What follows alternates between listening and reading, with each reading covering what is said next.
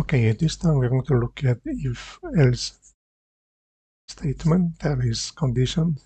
So let me quickly review.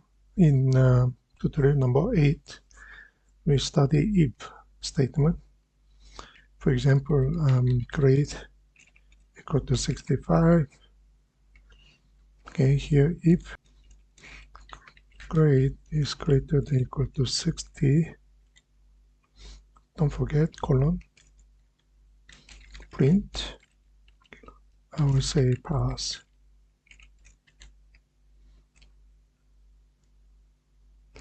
So if you learn this, we'll say pass because we have a 65. If else statement, what if we want to take action if it's not pass? Okay, for example, 55. Okay, if you say 55, it doesn't print anything. So you may like to take action, else if the condition is true, this is what we are going to print. If the condition is not true, then we are going to say failed.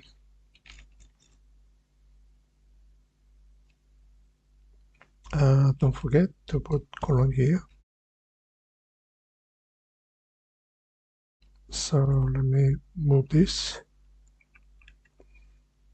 okay, here as a comment. Okay, so have a if, and then we are using if else. Okay,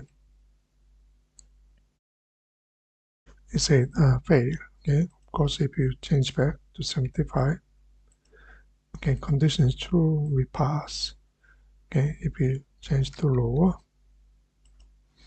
okay, condition is not true, so we are here, print fail. That's how you use if, or you can use if else. That's it. Thank you.